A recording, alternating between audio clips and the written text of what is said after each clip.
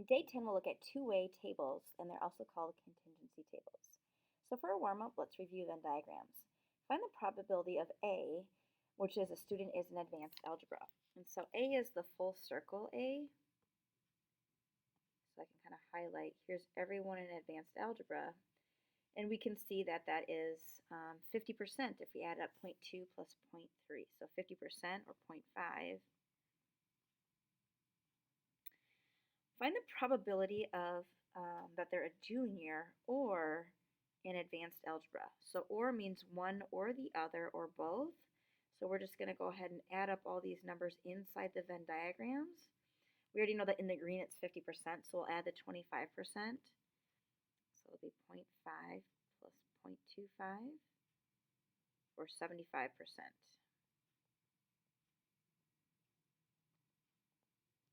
Suppose there are 160 people in the Venn diagram. Change each probability into a frequency or a number of students. Okay, so all we have to do is take the decimal and multiply it by the total. So for the probability that they're in A, like how many kids are in advanced algebra, it would be 0.5 times 160, so that would be 80 students.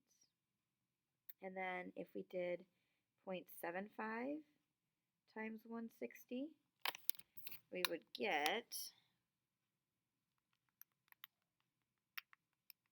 120 students.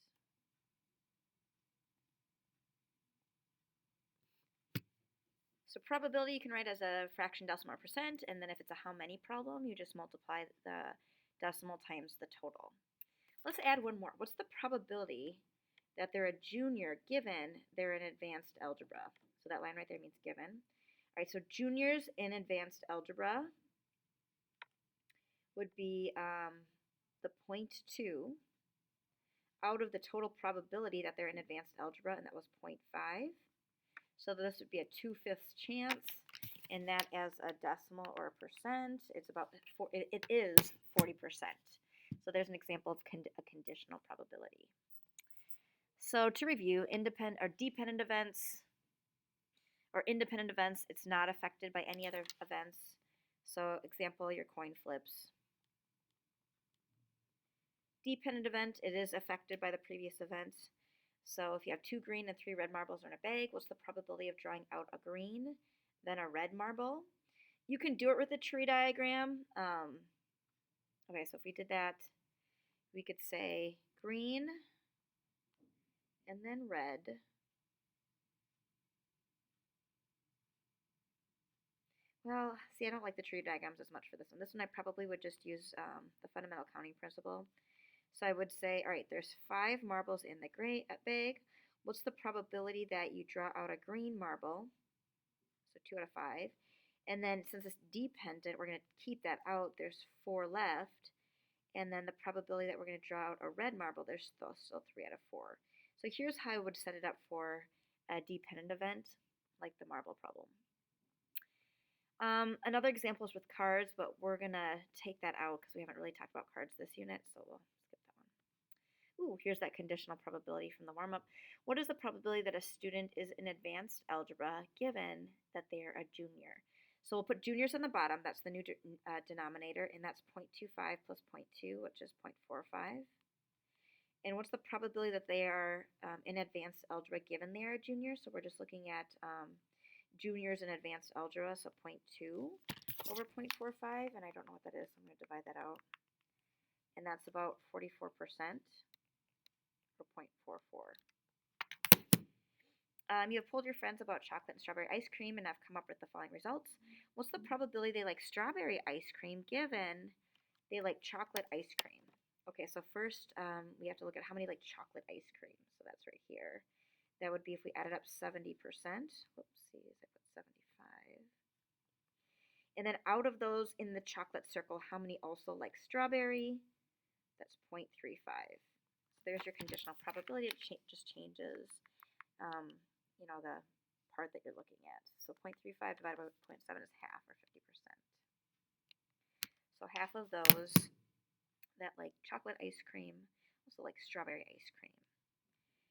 All right, there's this general equation for the conditional probability, and you can see it's the full circle A over like the intersection of A and B. But I don't know, you don't really need the formula to solve these. All right, we've done conditional probability word problems before. Here's the first example. A die is tossed. Find the probability that the number is less than 5 given that the number is even. All right, so we know that there's 6 things that can happen when you toss a dice. You can get a 1, a 2, a 3, a 4, a 5, oopsies, or a 6. Okay, so what's the probability that it's less than 5 given that it's even? Okay, so how many are even? We'll start with those. There are 6 that are even. How many of those that are even are less than 5?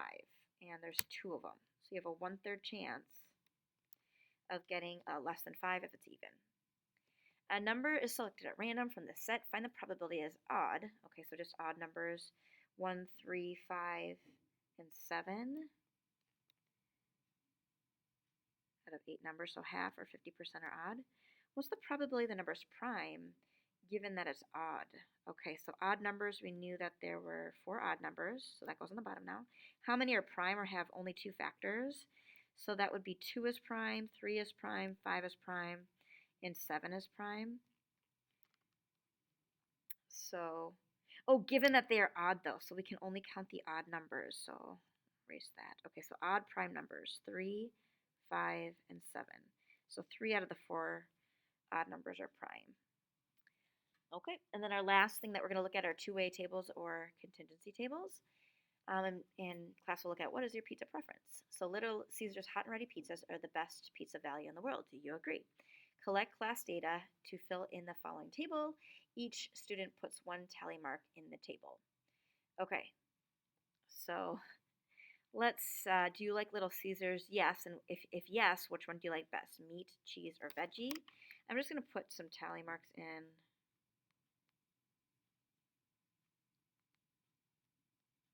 Oops.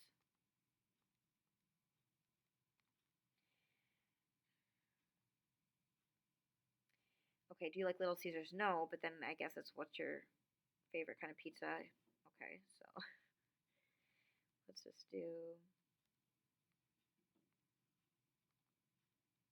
Okay. So when you have a contingency table, you do want to add in 2 more columns and add up the totals as well. So today when we do the delta math, you'll want to add all of these up. So this is 5, 6, 7, 8. This is 5, 6, 7. This is 5, 6, 7, 8, 9. If we add up 8 plus 7 plus 9, there's a total of 24. And then if we go horizontally, we have 5, 10, 14. And then we have 5, 6, 7, 8, 9, 10. And those should add to 24 as well. All right, what is the probability that someone just likes meat pizza, regardless of where it is? All right, so meat pizza, that was 8 out of 24 people, which is 1/3 of the class. What's the probability the person likes cheese? Okay, so just cheese, I guess, is 9 out of 24. 9 out of 24. So that's 37 point, or I'll write it as a decimal, 0.375 or 37.5%.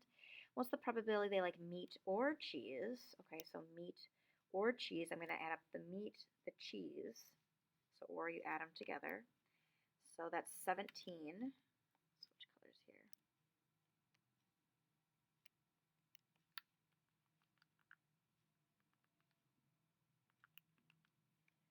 And that's 0.7083 repeating, so about 70%.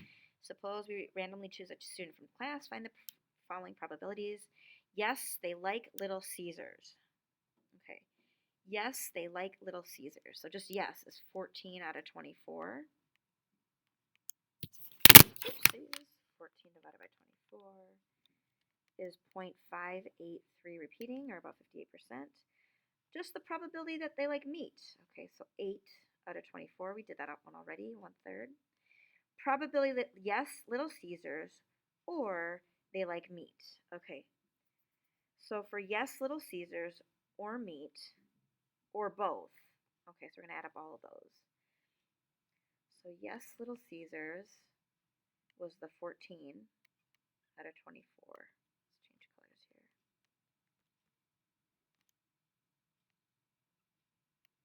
Yes to meat. And yes to both. I mean, one or the other or both. Did we account for that? Yeah, I think we did. All right, so we'll add those together. And we'll get 22 out of 24. Looks like about 91%, 92%. Suppose we randomly choose a student from class, find the following probabilities. Probability that they like meat. I mean, again, it's 8 out of 24. Probability they like meat given the person is yes, Little Caesars. All right, how many were yes, Little Caesars? That was 14, so this is changing the bottom, the denominator. And then how many of those that said yes, Little Caesars liked meat? And that was 3 of them. Okay, 3 divided by 14 is 0.214286, so about 21%. How about the next one? Probability they like meat given that there are no Little Caesars. All right, so no Little Caesars is 10. 10 said no, and that they like meat. So 5 out of 10, that's 50%. What do your results from number 4 tell you about the preference for meat pizza and the preference for Little Caesars? I mean, if you look at it, I guess what it says is if they like Little Caesars, they don't like meat as much. So I'm not really sure what that question's asking. Okay, in number 6, in a class of students, it should say, the following data summarizes how many students have a brother or sister. Again, when you have a table, you do want to add in these columns and rows for the total. So has a brother, that would be 5 total. Does not have a brother, 23 total, for a total of 28. Has a sister, that's 10, 18. Okay, what is the probability that a student chosen at random does not have a sister? All right, does not have a sister is 18 out of 28, and then you can get that percentage. What is the probability that a student who has a brother also has a sister? Okay, so has a brother and has a sister, that's 3 out of 28. What is the probability that a student chosen at random from the class has a brother and a sister? Maybe I read the second one wrong. What is the probability? Who has a brother also has a sister. Yeah, that's 3. Has a brother and a sister. I feel like that's asking the same question. The student who has a brother also has a sister. Oh. Okay, so this is conditional. This is asking something different. A student who has a brother. Okay, so we're just looking at, it's changing that it's conditional. Has a brother. How many have a brother? 5. Have a brother. Also has a sister. So that's 3 out of 5. I think that's what they're asking. And then C is, what's the probability that a student chosen at random from the whole class, okay, so this is out of 28, has a brother and a sister. That's 3 out of 28. Okay.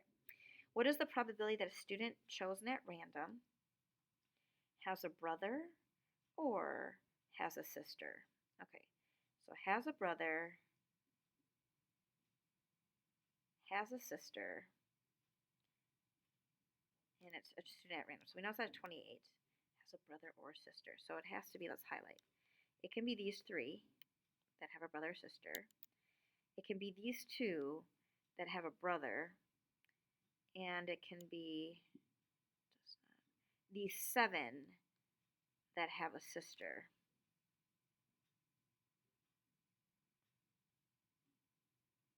Okay, so add those together, and that would be 12 out of 28. Okay. And, I mean, these are some of the ideas that we've looked at before. Mutually exclusive means they're separate. They don't overlap. So if this was like your Venn diagram, they're separate. Addition rule, if it's like one or the other, or both, like everything, you add them together. Conditional probability, one depends on the other. So your assignment then will be on two-way tables on Delta Math. The main hint here is draw out the table because it only gives you part of it. You have to figure out the totals before you can do the probability. So in class, I'll give you some scratch paper to work on that.